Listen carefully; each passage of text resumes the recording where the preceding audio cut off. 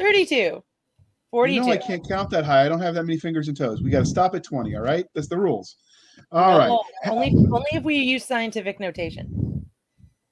Sure. We'll go with that. So, hey, all you crazy sci-fi and fantasy fans, it's time for your daily dose of shenanigans over here at the Blasters and Blades podcast. Just three nerdy veterans geeking out over our science fiction passions and fantastical fantasies. A place where magic is king, the sky is the limit, and space is the place. So without further ado, we've got returning alumni of the show. Well, technically he was here when we were the sci-fi shenanigans, but welcome back, Mr. Ross Buzzell. Thank Buzzell? you very much. Buzzell, yes. Buzzell. Okay. It's okay. so Nobody gets it right. You should have gone to Georgia Tech. It would have been great. The mascot's name is Buzz. That would have been fantastic. Yeah. So for people who don't know who you are, can you introduce yourself to the audience? Of course, yeah. Like like you said earlier, my name's Ross Buzzell. I have been in the book writing game for just a couple years now, so I'm kind of new to it, and I'm really enjoying it. Before that, though, I did a lot of screenplays, a lot of like TV shows, movies, that kind of stuff. Nothing that anybody would have ever seen because none of it ever got picked up. But that's okay because I just turn them into books and release them for everybody, so we're good there. That's recycling. Exactly, recycling. What is it? Reduce, reuse, recycle. Captain Planet likes you. Yes. Hopefully, because I would not want to be on his bad side. I've seen what he can do. I grew up with that cartoon. I'd be dating myself a little bit there, but I also grew up military kid, so I never really had one place that I stayed for more than just a couple years. Moved around a lot, but I feel like it's it's an experience I definitely wouldn't trade for the world. And honestly, I feel like it got me to where I am today to even be able to have this conversation with you all. Well, we're glad you're here. So the next part of the introduction, dear listeners, we get to tell you how we first met them. So this isn't something we normally talk about. We try to keep things lighthearted, but I actually met Ross at a Bookaholics Anonymous group meeting. I thought we were doing really well. We were making progress. We were about to earn our chips, but then they ran out of salsa, so we just turned the page and moved on. And the rest, as they say, is history. Yeah, I remember that one. Cisca says meetings are for quitters. Meetings are for quitters. Cons are for lovers. Good to know. Something like that. Maybe. Is that where, like, 9 months after cons, babies are born? Is that how this works? Because cons are for lovers? I have no idea. All right. I'm not going to say anything. My kid was born between cons. All right. Well, then we want to keep this family friendly. We've already had one NSFW show in this podcast history, and we don't need any more. So, Doc, ask him the religion question. Oh, yes. Star Trek, Babylon 5, or Starship Troopers? Oh, you wound me with this one. You left out the Star Wars, people. We had to get some variety. Okay. I would have to say, if you're wounded to your soul, we'll let you answer with Star Wars anyways. No, that's okay. I'll play by your rules. I would have to say Starship Troopers. I did once where I said Star Trek, Deep Space Nine or something, and Cisca about lost her mind because she went nuts. No, it is Deep Space Nine is Star Trek. It is Star Trek. Well, I get it confused because I think Deep Space Nine in my head automatically goes to Babylon 5 because I remember the controversy where the lawsuit and all of that for IP theft and so I sometimes mix it up in my head. But she went nuts. It's just hilarious. I thought about trying to sneak that in again, but she isn't fully recovered from went with Trek Wars and Star. What was it? It was Star Wars and Star Trek, but you like mixed them up and it was like Trek Wars or something. And I'm like, what the fuck are you talking about? That sounds like you had some righteous anger, Doc. So I'm with you on that one. See? Sometimes I write things just to mess with her. Like I put Pern where it rightly belongs in the fantasy section, and then she goes a little bit ape. I do not go a little bit ape. I go exactly the level of ape that should be done. All right. Well, we'll move on and we'll ask him the next one because you are the fantasy maven. So ask away. Yeah, you're trying to be nice. The Neverending Story, Chronicles of Narnia, or Percy Jackson and the Lightning Thief? Oh, I grew up listening to the Chronicles of Narnia on audiobook every single summer when we'd do road trips as family, and it was like really long road trips. So I would have to say Chronicles of Narnia just because it's got a little bit of nostalgia there. Well, like and they're that. good. They actually did a really great job when they did the movies for those. They did. I And was super impressed because I really always am like every other fan's like, yay, book movie adaptation. I'm like, yay, movie adaptation, back. So I thought I all agree three of with you those there. were pretty good movie adaptations. I know the only thing I didn't like about Percy Jackson is some of the stuff they cut out would have worked if they continued the story and kept the movies going, but they just dropped it after the first movie. but the books are so good. They are so good. I used to have them, and when I was working, I lent it to my boss, and then she ended up moving because her husband was military. And before she gave them back to me, she moved away, and a whole set in hardback she has. Nope, Rookie mistake, man. You never I know. lend anybody anything. I actually did this mistake once. And then I had to keep dating the guy for like an extra couple weeks. Just to get your stuff back? Because I wasn't dumping him until I got my book back. That's appropriate, but her husband might have had a problem if I kept dating her. So you know how that goes, a little pesky thing like that. But yeah, it wouldn't have bugged me if it was the paperback. But still, I wanted my book back. Right? It would have been nice if it was just the paperback, but I had the hardback ones, and I'm like, oh, that hurts. Yeah, so now nobody touches my hardbacks but me. Dude, no, you're a big book collector when you have the shelf of saving, which is if your house is on fire. You grab that pull shelf. the kid out, and then you pull that shelf out. My dad had that theory about coffee pots when I was a kid. When we would go camping, he would tell me that. God, your dad was Navy, wasn't he? He was. My stepdad was Navy, and so he would say that in the event of emergency, save the coffee pot to include when we were camping, because he can always have more kids, but coffee pots are expensive. Mm-hmm. Well, admittedly, they do cost more than what the military charges for a kid. This is true. TRICARE is an amazing thing. So, well, all right, let's. Also, like my dad was Navy, and I can attest. I can speak to this. Whenever he has cut himself, it's not red. He bleeds. He literally bleeds coffee. So I believe it. Yeah, Navy guys and their coffee is just, you don't mess with it. You could stick a spoon in it, and it'd probably stand up straight because it's got so much sludge in it. I believe that. Yep. Yeah, apparently they don't wash their coffee cups, I've been told too. Oh no. That's like a party foul for them. You don't spill the beer and you don't wash your coffee cup. Like we set him off one of the times. He woke up half asleep because he came home late from one of his, I don't know, overnight shifts or whatever when he was active duty. And we had a brand new coffee cup of the same kind he had, and we had it sitting out waiting for him with the coffee. Like, just hit play, your coffee's ready. And he flipped out because he thought we really had washed his cup. I'm like, oh, no. This was too easy. This was too easy. That's gross. I know. I wash mine periodically. Better wash it more often than periodically. Just give it a quick rinse. You just give it a quick rinse. So long as the milk that you put in there doesn't start curdling and like turn the next cup sour, you're good. You're good. So the other problem with that, Doc, is that I'm running out of Villanova coffee cups. So when I was going to grad school there, I worked for dining services. Stop breaking them. No, but it's been a decade, all right? They're just wearing out from use. But I've been looking for like replacements, and quality coffee cups with college like logos on them aren't there. Most of it's just crap. Right? So I gotta milk them. I gotta make them last. And the dishwasher is bad for them. Giving you coffee cups for Christmas? I mean, I wouldn't say no. Okay.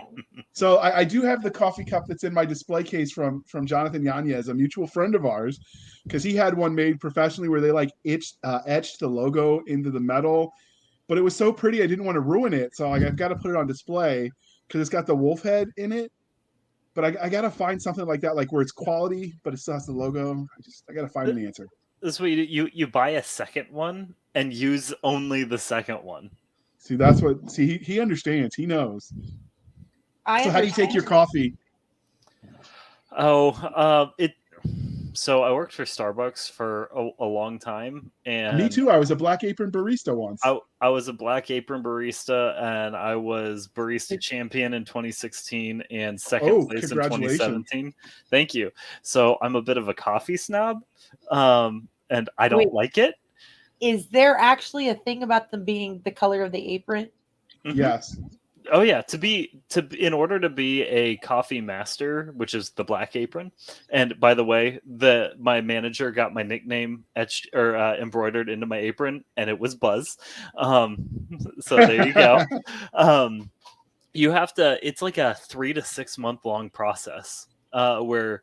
And then it's honestly like, in order to prove that you are coffee master material, you actually have to do a presentation like you're defending a master's thesis. And Yes. you have to pair different coffees with different foods and talk about the flavors, the smells, like how they blend together. And JR was capable of doing this? Mm-hmm. Yeah. Yeah. I realized Did that, you their cheat? coffee. No, you can't. I cheat. believe you didn't You can't cheat. I'm cheat. wondering if JR cheated. It's There's very no way hard to to cheat. cheat. There is really no way to cheat. And like, I ended up making my own blend. So it's like being a coffee sommelier. Yes. Yeah, pretty much. So anytime you see a Black Apron person, they did their work. But They don't do that anymore. They got rid of it because I don't know. It's probably cost them money because you're on the clock when you're doing all this training. Mm-hmm. And then part of the training for it was we had to do food safety classes, like, cook the food to X number of degrees for X minutes based on fill in the blank, like all that restaurant management type stuff. It used to be required to be management eligible at Starbucks. You had to be a Black Apron. Yep. But we didn't come here to talk coffee because Cisca is rolling her eyes like these two are weird. So That is true. I am very happy that I got given a coffee syrup infusion my brother made before Dragon Con, and he gave it to me, and he goes, "Here's the two of the primary food groups of a track director. You provide your own booze, though." So there was one, and I can't remember the name of it because it's been a while, where there was a chocolate flavored coffee that we used to sell.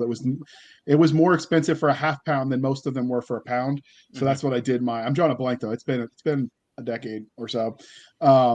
But yeah, it's a lot of fun. Yeah, but to answer your question, depends on the kind of bean that I get and the kind of flavor of the coffee that I get. If I get one of the cheaper beans, then I have to put a flavored creamer in there just to kind of. And my goodness, I sound like a snob. Oh, I'm so sorry. You are such a hipster when it comes to your coffee. If it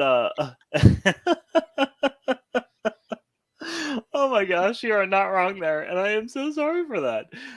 It's okay. So by the time you're done with the Black Apron course, you can come to Dragon Con and provide me with as much coffee as you can find to provide. Sounds good. So by the time you're done with this course, Doc, you can hear color and see sound. You'll have that much caffeine in your body. He's not wrong. I just do that after like 4 nights of Dragon Con and no sleep.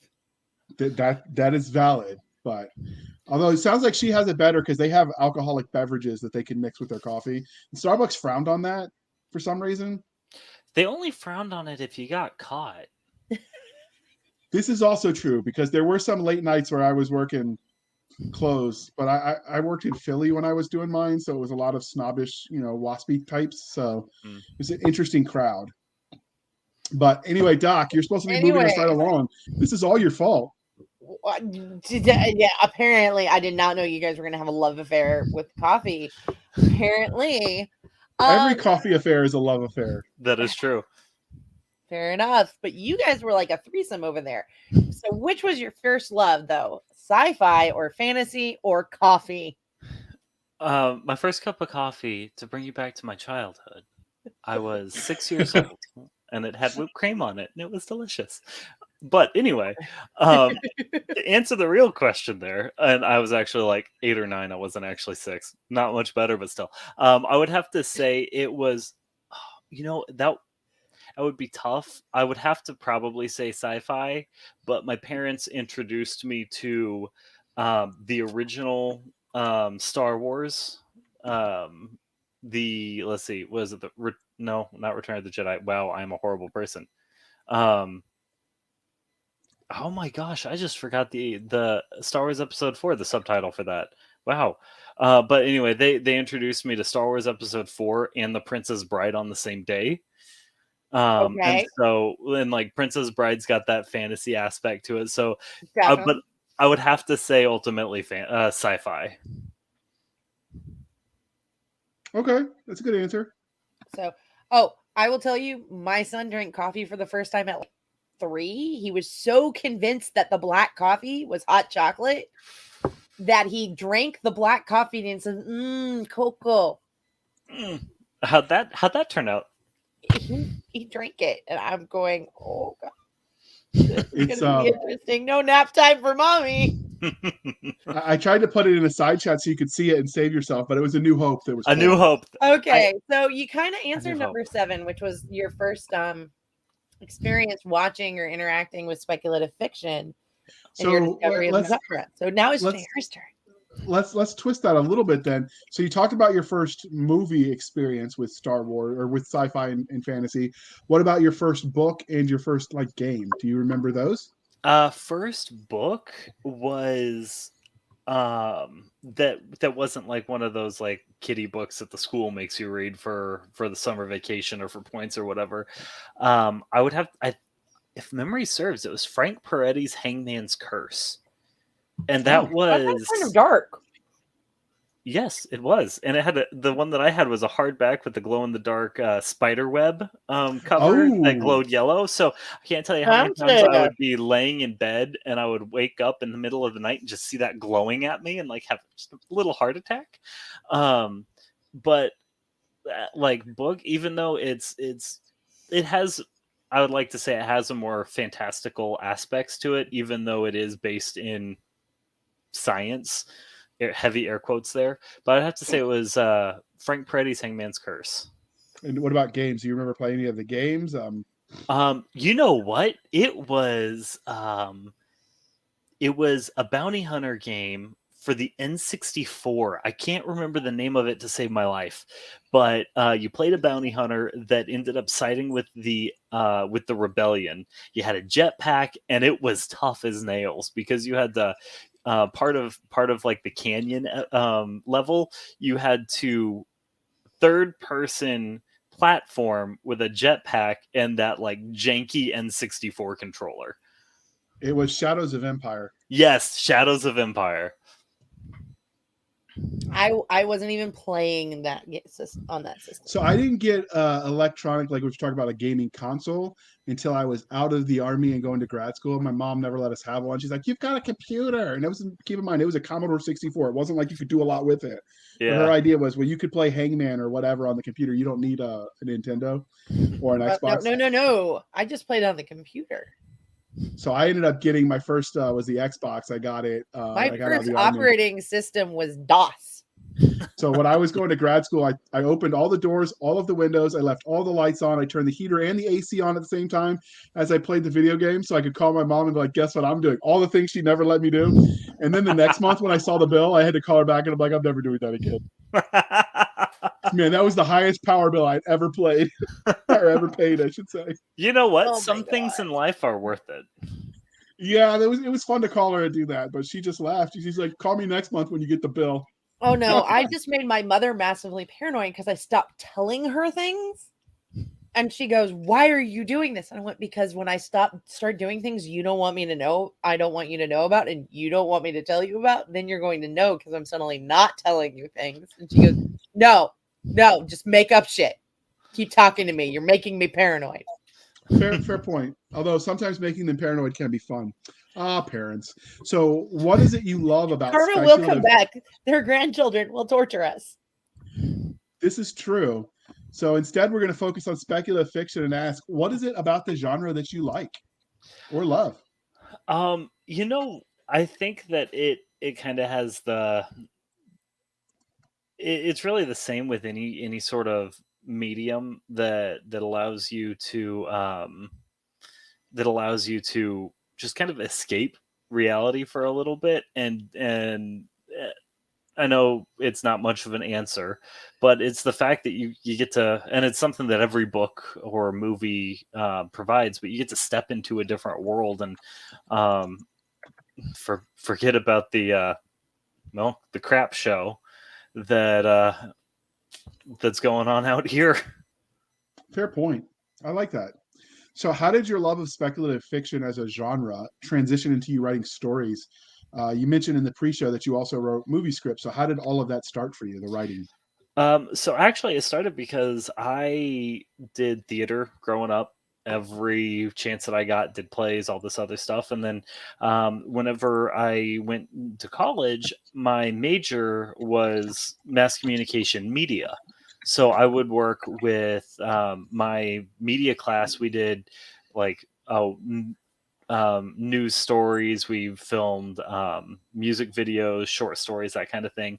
And one of our field trips, if you want, actually, it was a pretty awesome field trip, was to go and see a movie being filmed in Springfield, Missouri. And there I met one of the producers that he's like, you know what? I've got a couple of movies coming up that we're filming in the area. If you want to be a production assistant, we'll happily have you as a production assistant. So after school and on weekends, I would go into Springfield from where I went to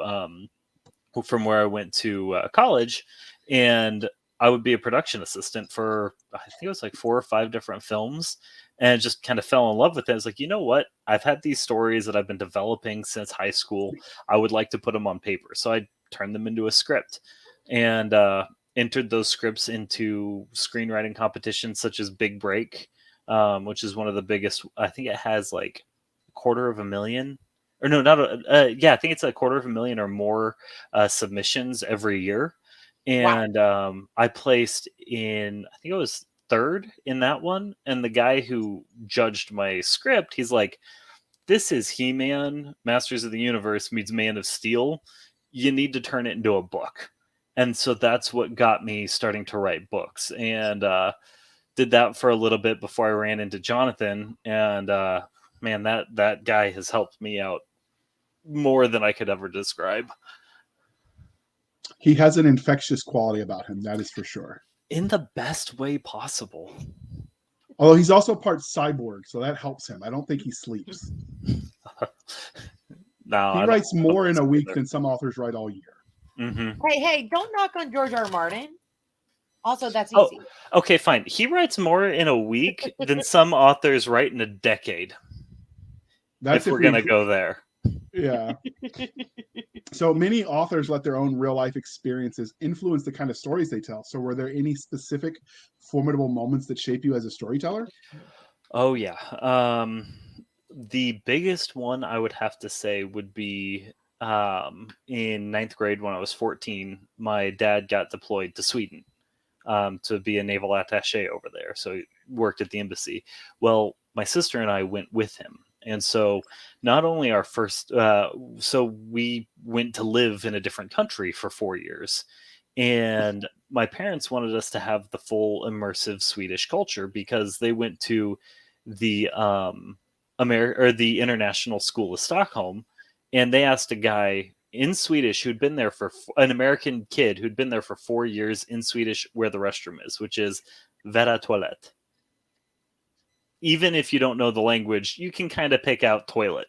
And he didn't know what they were saying.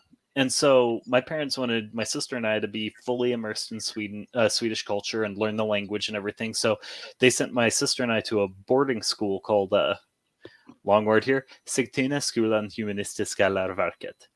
And it was a boarding school. So not only was... What? I hate to write that word. It's long. Oh yeah, we just abbreviated it to SSHL. But within our first 8 to 12 hours of not only being out of the country and being in a different country for the first time, we were in a boarding school. And so like that was such a formative time that whenever like, because culture shock is a real thing. And what ended up happening was my way of coping with it was I would write little short stories for myself. and I would put the main character of these little short stories through what I was feeling as a way to kind of cope with it. And so that kind of helped shape, you know, how I write today, because in every single book that I write, there will be a mention of Sweden. There will be somebody who speaks Swedish, and oftentimes, because I try not to put language in my book so it can be kid friendly, if there's a phrase in Swedish, it's because I'm censoring it for people who don't speak Swedish. Yeah. Hilarious. They did that in Firefly with the I think it was Mandarin they used for the cuss words. Yep. I Yep. mean, my Latin teacher taught us how to swear in Latin.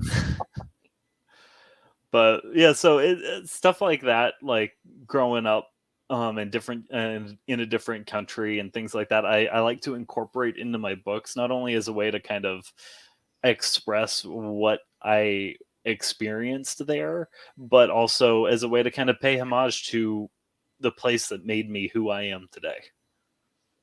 Fair enough. So normally this would be the part of the interview where we ask the veteran set of questions, but you're not a veteran. You did, however, mention you're a military brat. So do you think, other than just the references to Sweden, that the nomadic lifestyle of a military urchin affects the way you sort of tell stories? Oh, most definitely. Most definitely. Because, and this is going to sound like I'm being a pretentious snob like the coffee section earlier, and I promise I'm not meaning to, but I've seen more of the world by the time I was 18 than a lot of people will see in their entire lives. And because of that, that has really shaped that is just kind of shaped how really just kind of my whole perspective on things, and translate. And even though I wasn't active service, I'm a firm, having been a family member, I'm a firm believer that when there's a service member in the family, it's not just the service member who's serving. It's the wife who doesn't get to see her husband for I weeks, think there's a months, lot of years on end, fallout that and nobody else outside of that culture, because it is a Mhm. culture, understands. Mhm. Having been, Definitely. I was an oil field brat, but then I was a vet. Then I was a wife, a soldier wife. Mhm. So I know what you're saying. It's definitely a thing. Yeah. So Transitioning from the writing side though, and talking about the nomadic lifestyle, as JR put it, what is the weirdest or funniest interaction you've had with a fan since you started writing? you know what? I only recently started getting, like, having interactions with fans. I last month I had my first bit of fan mail, which just sent me over the moon. And I got 4 pieces of fan mail last month. And Sweet. yes, and one of them, actually, if you'll give me a second, I will pull up the individual's name, because first off, shout out to everybody who did send me fan mail. Like, you all are awesome, and I love you, and it did bring a little tear to my eye of joy. But let me see if I can find the individual's email real quick without going too deep in stuff. But yeah, I got this email from his name is Shane Anderson. Shout out to Shane Anderson if you're listening. He messaged me asking about sort of the background lore on a character in the Legends Online series. And it got me thinking, and like, I like to do a lot of character development and background that just the reader never sees, just to make the characters more believable. But his question actually got me thinking about the character in a way that I had never thought before, and actually expanded, even though the series is finished, expanded the world for me even more than it already was.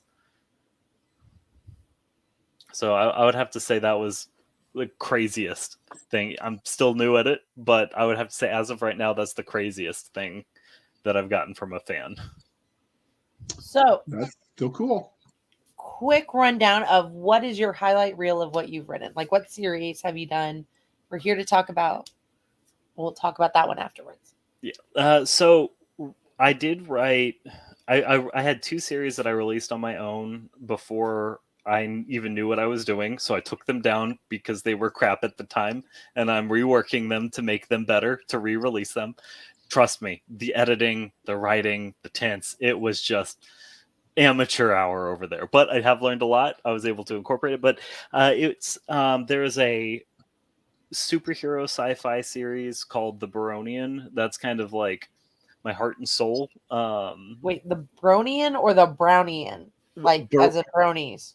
No, like I had to go there. So I understand, and I have had people go there before too. So there is an element on the periodic table of elements called boron. No. I know. Boron's a moron. It bonds. It only has 3 valence electrons. Tara's going to yell at me. I'm a chemist. Have I told you that? So I get excited when we get things like that.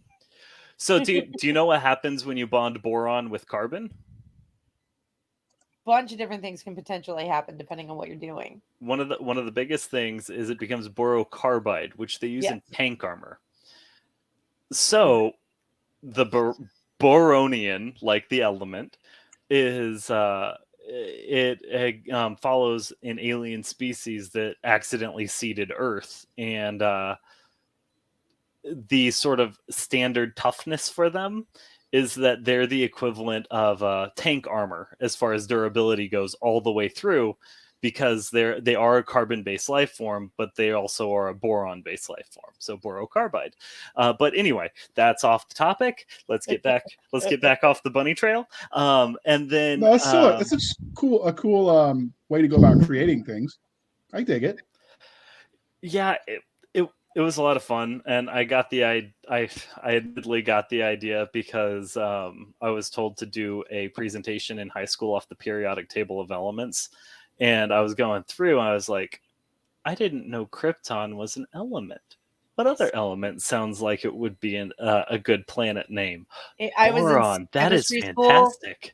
When Krypton came out, and we all watched it because it was named after.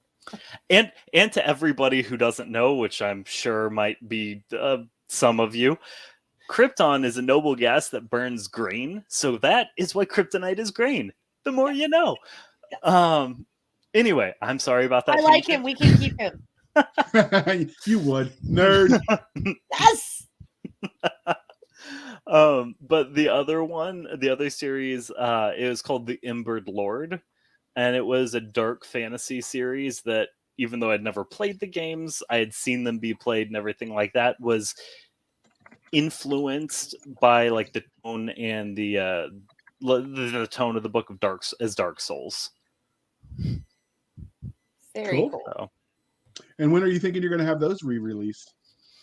The Baronian, I have 4 books in that series already written. I have gone through and re-edited 2 or 3 of those books, and I would like to start releasing them. I want to wait until I get a few more books in the series that we're going to be talking about later written before I go through re-releasing them, because I do want to release them on sort of a schedule and not do like 4 books released and then wait a couple of years and then release another book. So I would like to, and it's kind of pricey, so I also need to save up for it too. But I would like to start releasing them beginning of 2022. That's not that far away. That's not that far away. No, it's really not. And we'll have you on when you start releasing them to talk about it. Well, I appreciate that. Fun. And then we can nerd out a little bit more about chemistry and how I made everything scientifically feasible. Yes. We'll make JR suffer. So I'm down with it. Have you noticed the irony that the sci-fi author doesn't like science, and I like science just fine. I keep the KISS principle applied. And the fantasy person is all about the science. We're an odd mix. Was it that Jesse Pinkman says, "Yeah, science"?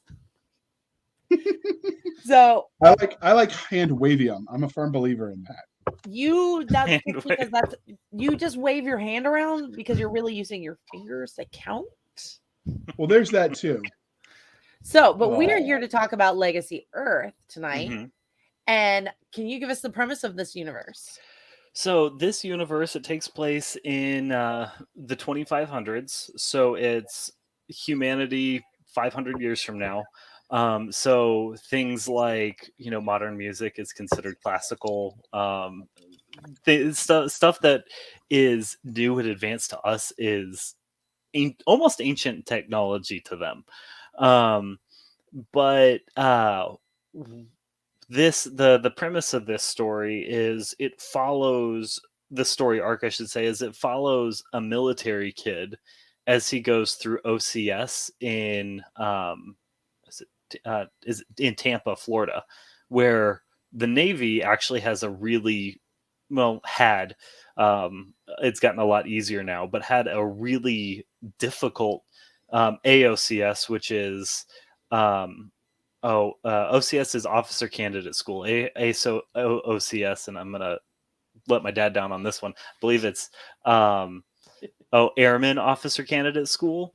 But like the dropout rate for that was insane. Like when my dad went through it, he lost it was like 30 or 40 pounds in 6 or 8 weeks because that's just how hard they ran you. Yeah. And so like I took the nightmare stories that he told me of that and implemented it into the OCS for this character, and it follows him going through officer candidate school and then getting his first posting, and everybody wants to get nobody wants to get posted, at the crap post. Everyone wants the really cool post, and he ends up getting the really cool posting, which is on Mars.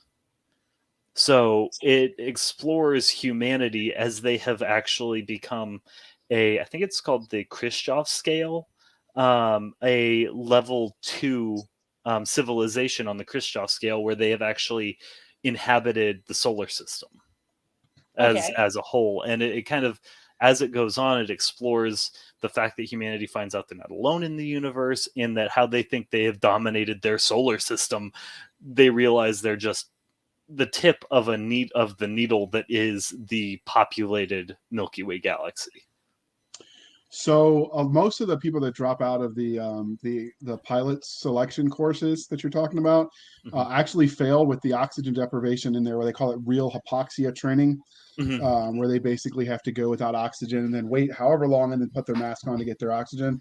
That's where a lot of people pan out, like they just can't do it. I actually went to grad school with a guy that, like, he went from being a pilot candidate to just a line officer in the Navy because he couldn't that's where he failed out of the course. And he told me that's where most of them wash out. So now instead of driving ship or fighter pilots or whatever, he drives ships. So, yeah. I mean, there are worse things, I guess, to do. Yeah, I mean, but I just thought it was kind of neat that it's the oxygen deprivation that gets a lot of people, because it's not just about can you take it mentally, but it's also about can you maintain your coordination as the world's going to shit around you, essentially. And a lot of it has to do with like your biology. You can have the strongest willpower on the planet, but your body can physically only do so much. And so if you want to do something but your body physically can't, they can't have you in a position where your body could fail even though your mind wants to keep going. Yeah. Yeah. So what was the premise of this? Too much coffee, too much oxygen deprivation? I don't know. Where'd you get the idea for this book? So actually it was a couple years ago. Whenever I was first introduced to Jonathan, I was asked to write a tester piece for the opportunity to be a ghostwriter for another author. And so I was like, okay, well, what would be a good action set sci-fi piece that could display my range as an author? And so I came up with this cool little battle assessment where there's, the good guys have an objective, there's bad guys there, and then there's an unseen variable that comes in and throws a wrench in the works. And after I'd written that, it was only like 4 or 5 pages long. Sent it off. They ended up liking it. I got the job, but that sample piece that I wrote, it never got used. And what I ended up writing had nothing to do with that sample piece. And I just developed, I was like, what would it be like if I developed this piece into a story? So it actually is me expanding my first really audition piece to be a professional author into a full-length 16-20 book series. Wow. That's a pretty long series. It is, but there's so much to say and so many cool scenes I want to write. And when you have a really great universe, I mean, if somebody was to write the history of the human race, that wouldn't be one volume. That's true. That is very true. But we really want to look at that amazing cover art you have. JR tells me it's very sexy. It is. It is quite sexy. JR, you gonna show it to us or what? Dear God, I had to ask that. There we go. Ooh, I was looking for a witty rapport to that, but I'm like, if I say what I really want to say, we're gonna have to mark it not safe for work, and then they're gonna be disappointed in us because we can't monetize it, and it's just well, I'll behave. You can always text it to us. It's not like they're gonna see the texts. I had one listener who's a friend of mine go, I want to know what was being said in the text window of that episode. I'm like, no. Well, sometimes we don't. No. Maybe one day when we have time, we'll set up a Patreon and we'll just be like, here, for 50 cents, you can read what weird shit we texted to each other on the episode. Exactly. I don't know how we save that. Like if we could, like, I don't know. I don't know. That's your job to figure out. So it's never going to be figured out. Okay. We'll put a plug in now when we come back to it. I like the armor. It's not like full-fledged Space Marine Master Chief, but you definitely get some of the same vibe with the helmet. Mm-hmm. So I like it. And the artist, oh man, I forget their name, and really wish that skyline's not even. Does that make sense? But it's like things are at an angle, so it's almost like a camera that, when you take a camera and you're like running, you get that funny angle. Mm-hmm. It shows action. Yes, there you go. I have words now. And he's got trigger discipline, which I approve of. Yes, always with the trigger discipline. And JR, if you like trigger discipline and like barrel discipline, I would strongly suggest you read this book, because there's like half a chapter completely dedicated to, and this is why you don't flag your teammate. Awesome. Do you have this in audiobook? Because I got a credit waiting. Actually, I'm not even sure if I'm supposed to be talking about this yet, but it'll be a secret. Just you and me and Cisca and whoever's listening. Okay, sounds good. So actually, the first 8 books of the series have been picked up to be made into audiobooks so far. Ooh, with Audible or Podium? It's actually from a different company, and ironically, like, I should remember this because Tantor, yes. And I don't know why I don't remember that name, because like I've never heard of Tantor before, probably about a month ago. Before they wanted to come give you a big check? Before about a month ago. And a character that I created whenever I was 16, I named Tantor. So I should remember that. And now I'm going to have to change his name now that I know that. But yeah, so it'll be, they will release it on Audible though. So it will be available on Audible. Awesome. You'll have to let JR know so he can go spend it. His credits. There's also, so there's the big ones are Podium, Audible, Tantor, and Blackstone are the 4 big audiobook producers. Okay. Yes. So, yeah, JR is like disciplined and he waits for credits. I just look at them and go, mental health money spent. Budgets are a thing. I have a budget. Budgets are probably go to therapy, but I spend my therapy money on audiobooks. Budgets audiobooks could be therapy. I could get that. but as the person who gets a little bit of that money, buy the book. Therapy, buy the book. All right. So moving on to the book that we were just talking about, what would your 30-second elevator pitch be? Oh, okay. So 30-second elevator pitch are you talking about for book 1 or for the series? Well, we can do both. We'll start with the series and then we'll go on to book 1. Okay. 30-second elevator pitch for the series and go. Okay. So imagine how would humanity that spans in the almost trillion as far as population go, that has almost taken over the entire solar system, react to find out that not only are they not alone in the universe, but they are a drop in the bucket compared to the next smallest civilization. Imagine, exploring, finding out about all of these different cultures and different alien races that not only outclass them in numbers and in physical prowess, but in technology and, more terrifyingly, in military power. Okay. And now for the book 1. So you ever wonder what Hell Week is like? Now, I why know. don't well, if you want to know, but actually not actually like go through and learn what exactly can make an 87% dropout rate like go on as far as military training in the future, theoretical military training in the future based off of today's training practices would go, I would suggest checking out Legacy Earth Book 1, because you get to see what makes a hard man and woman a hard man or woman. Okay. I could like I that. like it. So what makes this series special? I mean, I'm kind of biased about that. It's because I wrote it. I mean, why wouldn't it be special?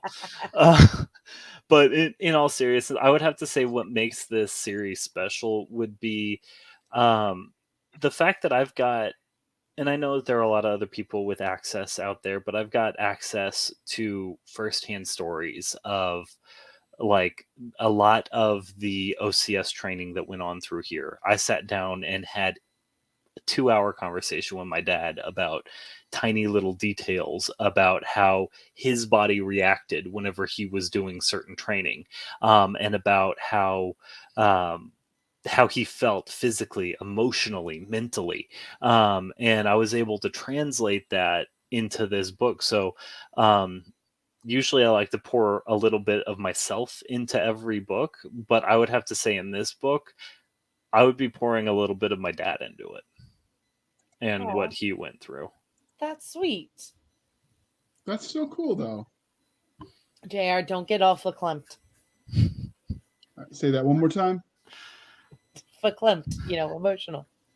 Oh, okay. So you're using words. I don't know what emotional means. I don't have emotions. They removed that at the NCO Academy. You're speaking verboten words. So which science... What? Don't laugh, Doc. You know it's true. So which tropes do you feel like Legacy Earth hits the best?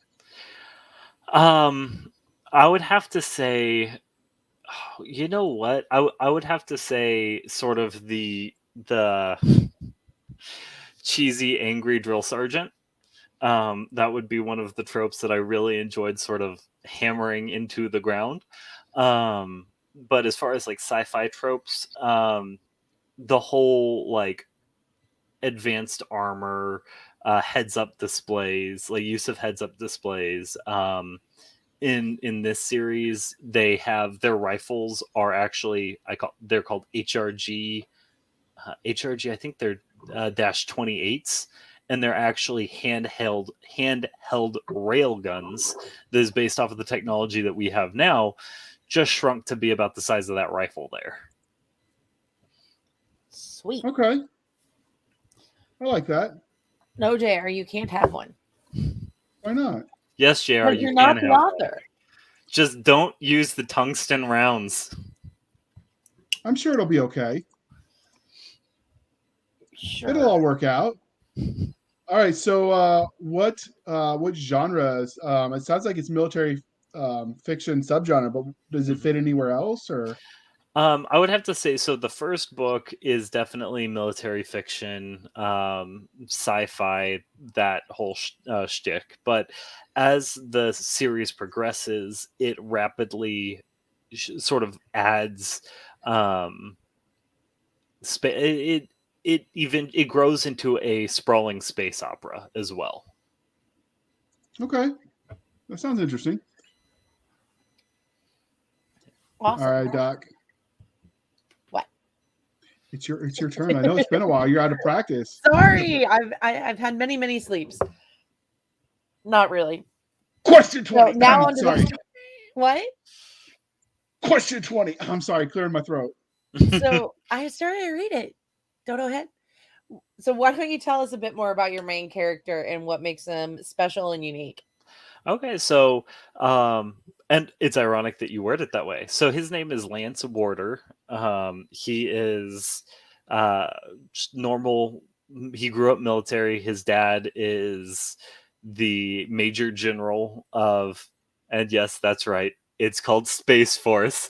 Um, his dad is the major general of Space Force, and his brother joined as well and was part of Space Force.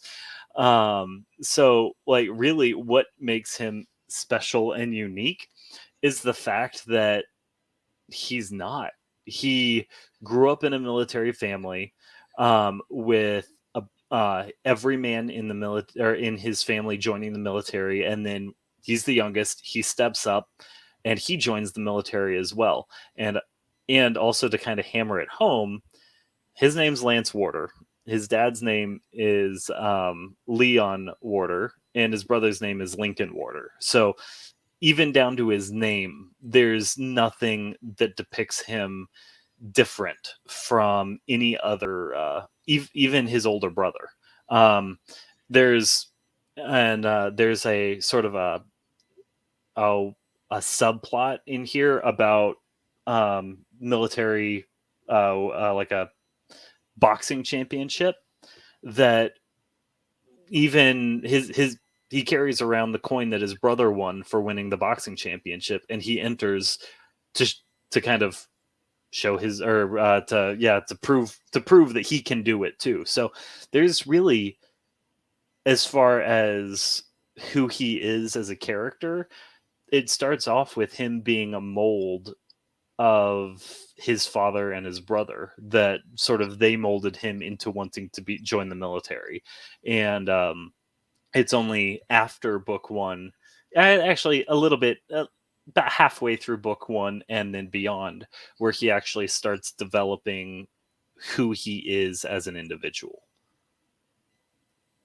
But I will say this, and minor spoiler, nothing with story wise, but what does make him physically stand out from everybody else is he has a mutation in, oh my gosh, I can't remember the gene, but it is in the book and I have it in my notes. But it essentially makes his bones almost twice as dense as the average person. So it makes it a lot harder for him to break any bones. And here's the thing. It's an actual condition. It's called dense bone syndrome. And a lot of people don't even realize that they have it. But like, if you've ever, like, there are people who have taken like really bad falls or gotten hit, and it's like, that should have broken something and it doesn't. Like, that's usually how people find out. And then of course they go get tested. That's usually how people find out that they have the dense bone syndrome, is they take a hit that would have broken anybody else and it doesn't break them. It's nothing superhero wise though. It's actually based in real science. Awesome. Okay. So, and I was gonna Google it, but we'll move on because I could probably find what what gene it is. it is okay. Leave it to the reader to find it. So, now that JR, we're not going to let JR give out all the science spoilers. Are there any secondary characters that are especially memorable to you? I love Justin and Dexter. Those two are my favorite because so admittedly I was watching Game of Thrones whenever I started writing this, watching Game of Thrones again, and I was like, who wasn't? I mean, come on. that's true. And so like whenever I was doing the character creator, I was like, who do I want to base like these characters off of? And just the smart mouth of Tyrion Lannister, just like that is why I started watching it again. It was just for Tyrion Lannister.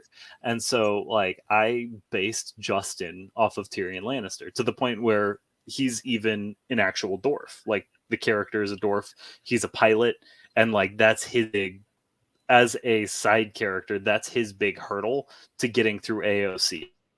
Is how is somebody who is physically limited as him going to be able to keep up with all of these people who are 6'3", 6'4", and be able to still graduate? And so he's the smart mouth pilot that he actually is also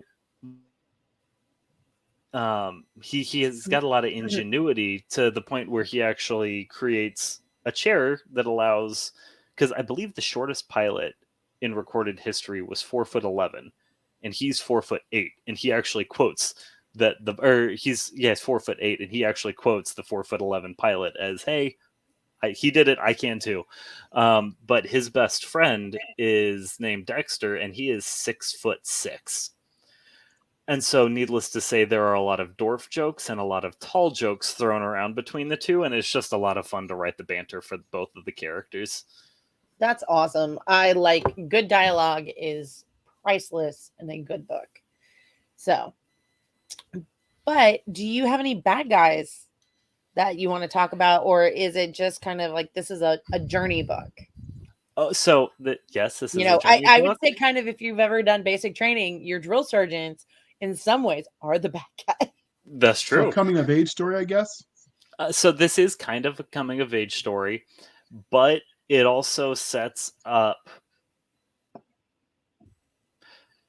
Yeah, you know what? I'm going to say it. It sets up 3 different villains for the series that are going to be a massive pain in Lance's side, and potentially even a threat to the galaxy at large. But I'm going to leave it to the reader to see if they can find out who the third one is, or what the third one is, or where the third one is. Ooh. That sounds like a challenge. I'm quite sure we're going to have people going out finding this book.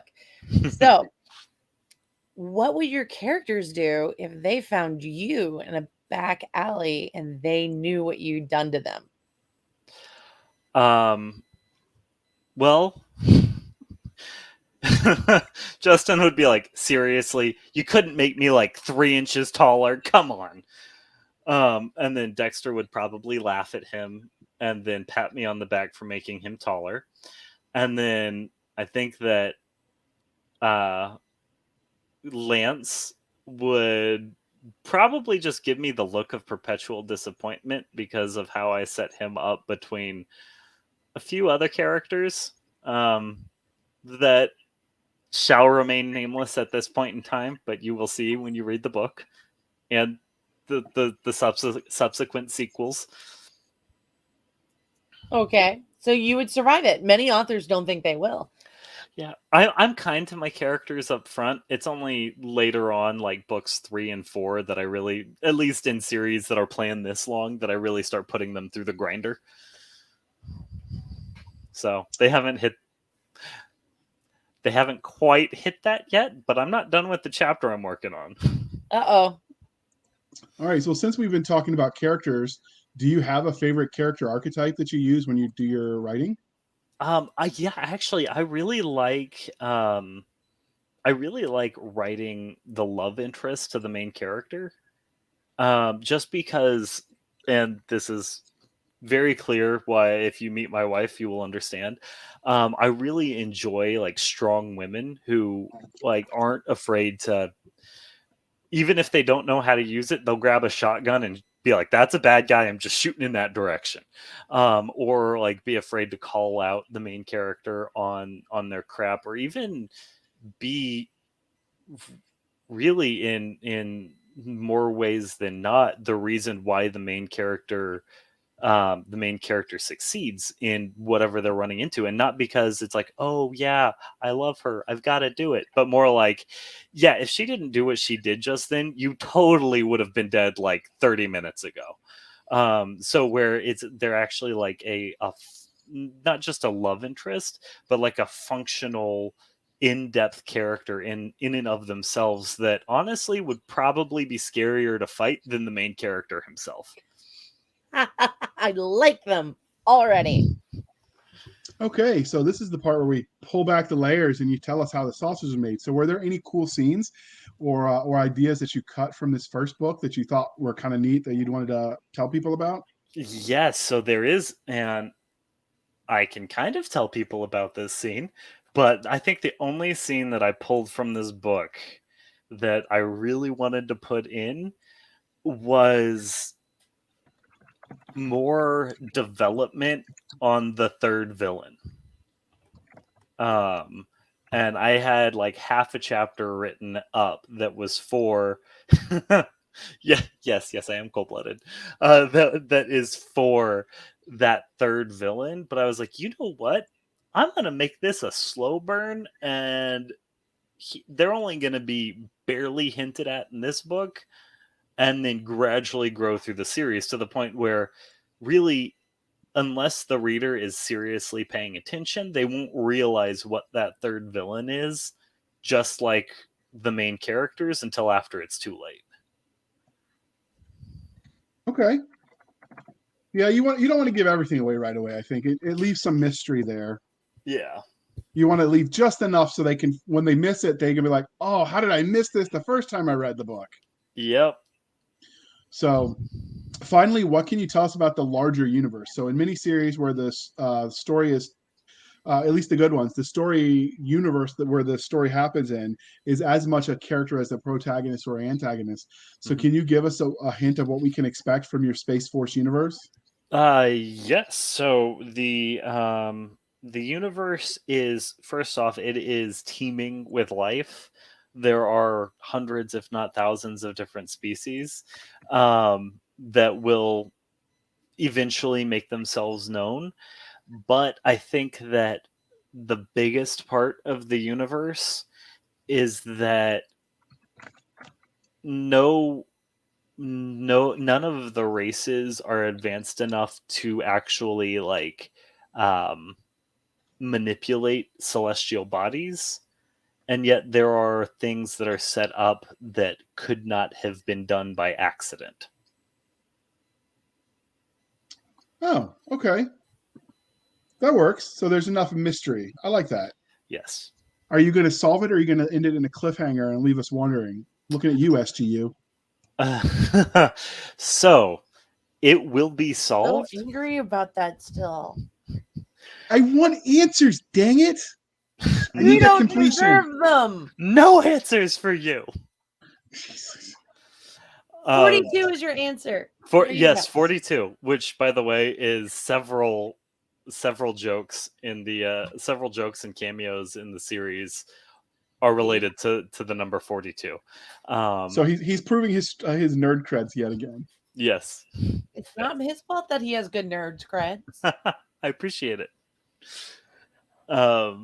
But yeah, so it will all make sense, and but it won't be thrown together the way I'm putting it up, setting it up. It won't be thrown together where it's like the main character is like, "Ooh, hey, look at what I just found."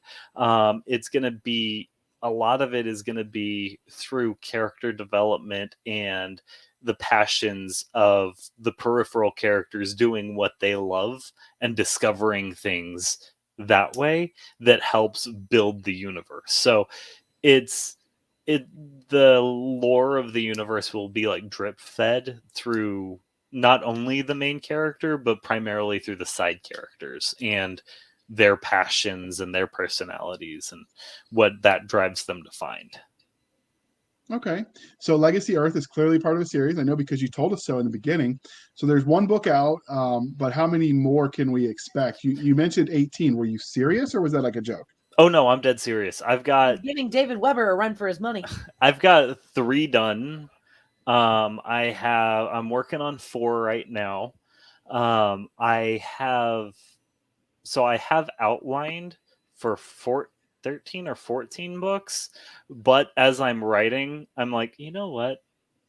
That side sentence that person just said, that would make for kind of a cool story, and that's already added to the series itself. So it is, while I do have outlined, like, and by outline I mean this happens in this book which leads to this book, so it's just literally the main thread that connects everything to make sure that everything gets written chronologically and properly. But as I'm writing that, more stories are revealing themselves, and it's adding to the series length. Okay, that makes sense. So we know that every literary universe has its own internally consistent rules of science, technology, and/or magic. So what sort of tech can we expect from these books? Well, from the human tech, you can expect, essentially it would be it would be based off of the theoretical technology that we have now. So, like, for example, like I mentioned earlier, the HRGs, they're handheld railguns. We have railguns now. The problem with making them smaller is we don't have a way to power it.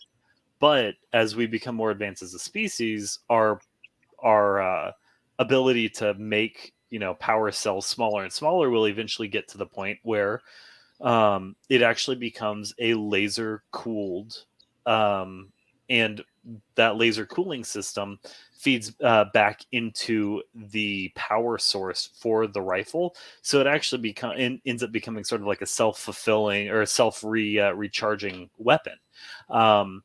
There, for mankind, at least at the point of book 1, there are no shields, no like particle shields or anything like that. They're working on the idea of it, but due to World War III and another fairly large war, a lot of the technology has like thrown them back a little bit. So honestly, to kind of hit back at the Star Trek, the Star Trek questions that we were talking about earlier, the ships are a lot more like the, if I remember correctly, it's the Voyager, where they don't have shields, but they can polarize their hull to make the hulls stronger and more durable. But there are alien races out there, like I said, that are a lot more advanced. And so as mankind discovers these alien races, their technology will evolve, essentially book by book, with the allies that they make and the technology that they share. So when you talk about these aliens, did you do the Stargate model where you like have some of them that look like the iconic little green men and some of the ones you see in pop culture? Did you do any references to those when you described the aliens? So actually, book 1, sorry guys, but there are no aliens in book 1. There are 0 aliens in book 1. The only time you even see an alien ship is at the very end of book 1, but you don't even see the aliens. So I know I'm kind of ruining the ending here, and I'm sorry about that. That's fine. But we already know it's 18 books in total. that's true. But in book 2, you only actually physically see 2 different species of aliens. One of them is, not ashamed to say it. Have you guys played Mass Effect or seen Mass Effect at all? Yes, I played it. You know the Turians? Uh-huh. So they are kind of inspired by the Turians, but they're called the Galio, and they are gallium based. There's some more periodic table elements for you. And then there's another race called the Tardigs, which are 8-foot tall behemoths with eight limbs that are just, pardon the language, but damn near impossible to kill.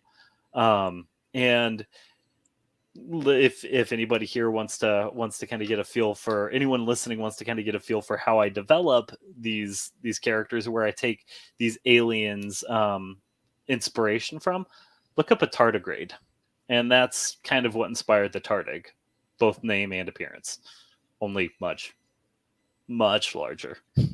So when you went to college, did you major in science or are you just Oh no, nerd on your own?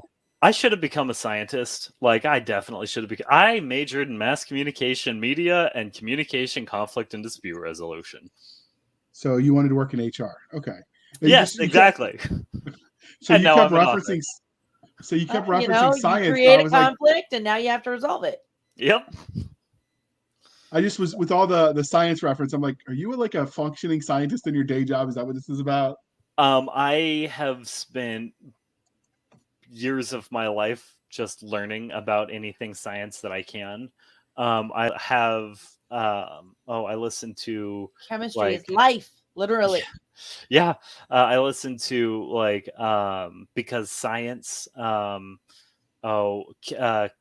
Hill, like he's kind of a jerk to his listeners, but his science is very, very sound, and like he goes through the Omni tool in Mass Effect 3 that you can punch and it turns into a blade. Yeah. Yeah. There's one of his episodes, he actually goes into how we can scientifically make one of those now and how it would be feasible to make one of those now.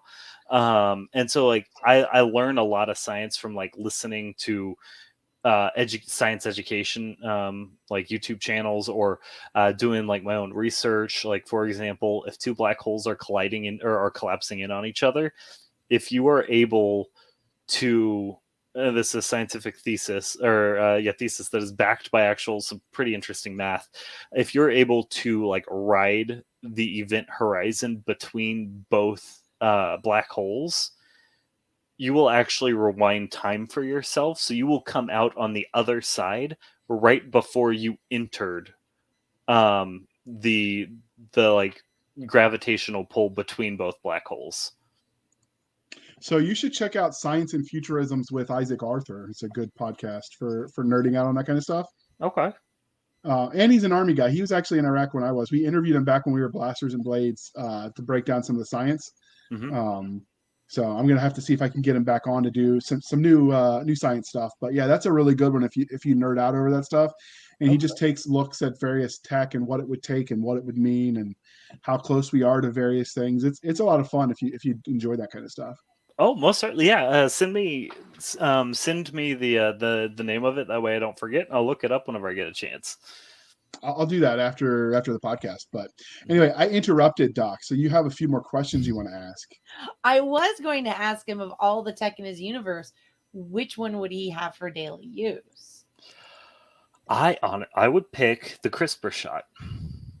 That okay. All OCS graduates, all OCS graduates that graduate at a certain degree of performance get, because CRISPR is a very, very long, it's like, let's see, close, I'm not even going to try it, but essentially it's where you mess with your own genetic coding, and you can turn genes on and off.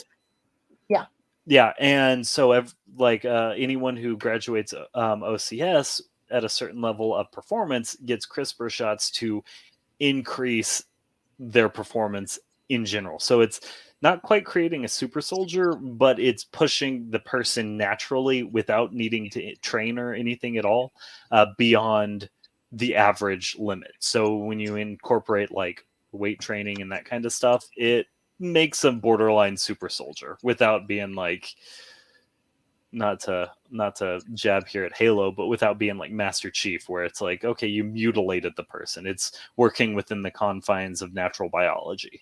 So it's a little bit more like Captain America versus Master Chief. Yes, without the hand wavium. Yes. So CRISPR is CR Charlie Romeo India Sierra Papa Romeo, CRISPR CRISPR, and it stands for clustered regularly interspaced short palindromic repeats. It's a form of gene editing.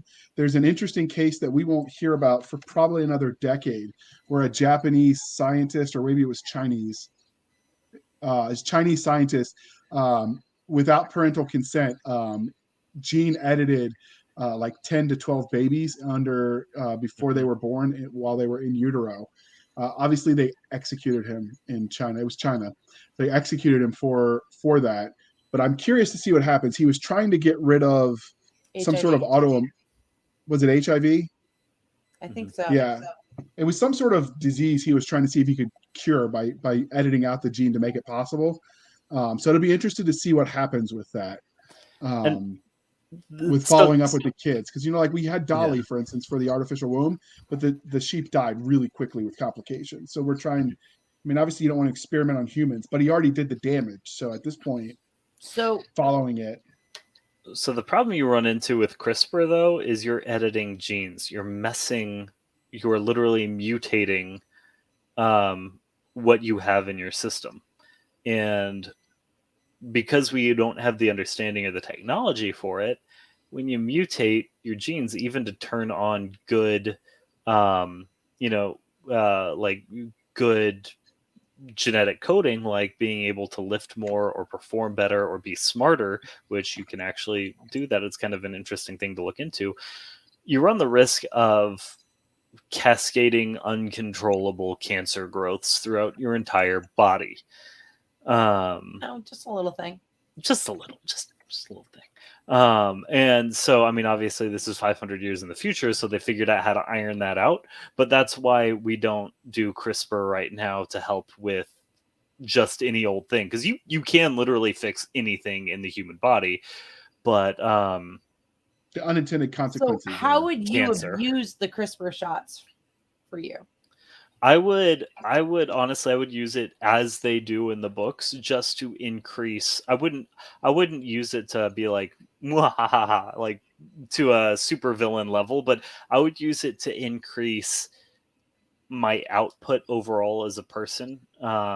Like perfect example is being able to dilate time. Like if anyone has ever been in that situation where someone kicks a ball at your head or something's coming at you and you're like, oh my gosh, and it seems like time stops, it's because your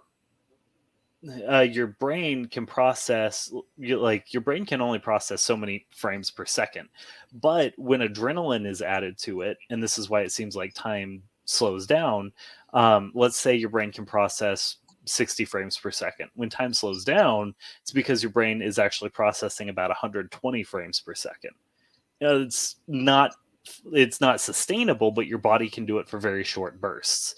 And in part of this is like part of the CRISPR use in this book and then the series is it allows things of that nature to be able to be elongated. So when they have a burst of adrenaline, like the world almost stops around them and they're able to take in a lot more information. They may not be able to move at the same speeds, but they can react faster. And that's how I would use it. I would essentially use it to just become better. And who knows how I could use that to help people. Awesome. Okay. So That's cool. Clearly our interview is winding down, but before we wrap this up, is there anything about Legacy Earth we didn't ask that you want to tell us about before we move on? So Legacy Earth, it is honestly, like, I think that it is, how to put it? I mean, it with the way that we're going to be releasing it is going to be, the first few books are going to be consecutive. So we're going to be releasing book 1, book 2, and likely book 3 back to back to back. Book 1 just came out on the 17th. So, keep your eyes out for book 2 a little bit later on, likely next month. And that way you don't have to be waiting for months and months for the next book to come out, and that way you can sort of dive into the series and get to know these characters as they're getting to know the universe. But as far as things in the story, pay attention to the small details. They will pay off. It may take a while, but the small details will pay off. So do not skim. So what Do you're not saying skim. is you're trying to write the kind of book people can read multiple times and still get something new out of it. Yes. As opposed to the trend for bubblegum fiction. Yes. Which exactly. has its place. Like, there's plenty of people that love that, but I hate it when I get through a book and I don't even know what the character looks like. Yes. And So actually, yes. Here's something that I'm gonna that we haven't talked about, and this will be real quick. So one of the things that is this takes place 500 years from now. So the way that I pictured the world is that because, you know, as the world becomes more of a singular society, for a strictly survival standpoint, and expands out into the stars, they actually intermingle a lot more. So there actually isn't really any, as far as what the character looks like, there isn't really any differential skin tone, because everybody has has made families with people of different skin tones. So everybody has sort of like a similar skin tone, because dark eyes are a dominant gene. The majority of the human race has dark eyes, but there's I think it's 1 or 2%. I can't remember what I wrote in the book. You guys will see it. But it's 1 or 2% of the population has blue eyes, or non-brown or non-dark eyes. So they're known as bright eyes. And it's kind of a derogatory term, but not really, because in the way that I picture this future is that crap like racism is out the window, because they realize that if they're going to survive in the stars, you can't be looking at things like that. But it makes certain characters stand out because they're known as bright eyes, because they're part of that 1 or 2% that actually the recessive trait expresses itself. Anne actually did the same thing with a bunch of her books, Anne McCaffrey, particularly the Pern series. So, because she was asked at a Dragon Con why. She goes, because they've been trapped on the same planet with it just being them. They've all intermarried. Yeah. So particularly because this was a lost colony trip. So they lost technology, and then there would be a natural disaster. Well, how do you repopulate? Exactly. You can't be picky. That sounded bad. I did not mean for that to sound as bad as that sounded. But, I've seen those guys sometimes, or girls. Sometimes they're less picky than they should be. Beer goggles are a thing. So, and if his wife is listening, he's not talking about you, of course. JR's watching out for everybody's marriage. She's not listening. She will never be listening. Oh, you think that, but what, she just might surprise you one day. I listen to that interview, and then we're gonna come to the news, and it'll be like, local sci-fi author found dead, stabbed 27 times. Oh no, I wouldn't be found dead. I would be buried under the pool. Well, as long as you know where you would be. That's true.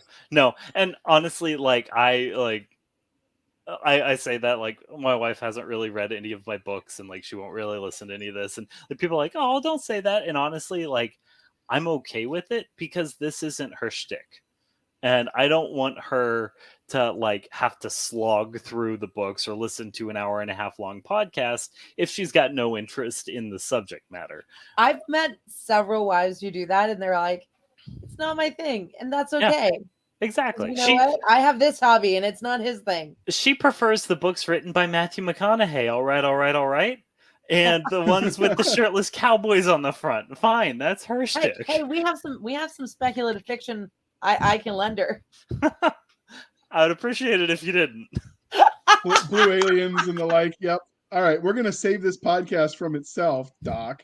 And, hey, you know what? I will say this one. One of my favorite ones is it's about a bartender, and it's a witch and a margarita or something like that. It's not adulty, but it is if you watch you like stories about guys or a sassy bartender, it's a lot of fun. Okay. So. Who doesn't like a sassy bartender? But Ross, before we go into that NSFW territory and you join Casey Azell as the only other author we've had to do that to, how about instead you tell listeners how they can find you? And as usual, it will be in the show notes. Of course, yeah. So you can find me on, of course, on Amazon. You just look up Ross Buzzell. I am literally the only other Ross Buzzell that is below the age of 80. I think there's one more, but he's older. And then, you can find me on Amazon. You can find me on not Instamac. Wow, that is my work thing. You can find me on Instagram at author Ross Buzzell, with underscores between author and Ross and Buzzell. And then you can also find my Facebook group, where I keep everybody up to date on progress, new things that are coming out. On oh my gosh, my brain is not working tonight. Ross's OWS. That's the name of my Facebook group. And then, when these books come out, there'll also be a link in there, or URL in there, where you can sign up for my newsletter that comes out. It'll be coming out once a month. It's been a lot more sporadic now recently, but I'm picking back up on it. It'll be coming out once a month, where anytime there's a sale on the books, or anytime there's we end up bundling the books and doing a sale on multiple books at once, like a box set. Those are where you will find it, and I'll be doing giveaways and things of that nature, and even competitions. So who knows? You might even have a character named after you. Ooh. That Cool. may or may not make the vacuums of the heartless vacuum of space. All right. And you can find us on our website at anchor.fm/blasters tack blades, anchor.fm/blasters tack blades. You can find us on Twitter at SF_fantasy_show, Sierra Foxtrot _fantasy_show. You can email us at blastersbladespodcast@gmail.com. We promise we even check it at least once a month. We have a Blasters and Blades Facebook group where all the shenanigans happen, which is facebook.com/groups/Blasters and Blades podcast. Again, that's Blasters and Blades podcast. And you can support the show at buymeacoffee.com/author J.R. Handley. Again, buymeacoffee.com/author J.R. Handley. Be sure to put in the comment section that it's for the podcast. I promise I will keep Doc Cisca and Nick Garber duly intoxicated. They will drink until their liver surrenders. Never surrender. All right. And you can also support us on a reoccurring monthly basis, if you so desire, over at anchor.fm/blasters tack blades. Thank you for spending some of your precious time with us. For the absentee, overworked Nick Garber, J.R. Handley, I'm Cisca. This was the Blasters and Blades podcast. We'll be back next week at the same time, where we indulge your love of nerd culture, cheesy jokes, all things that go boom, pineapple on pizza, and how Pern is an amazing sci-fi. All I have to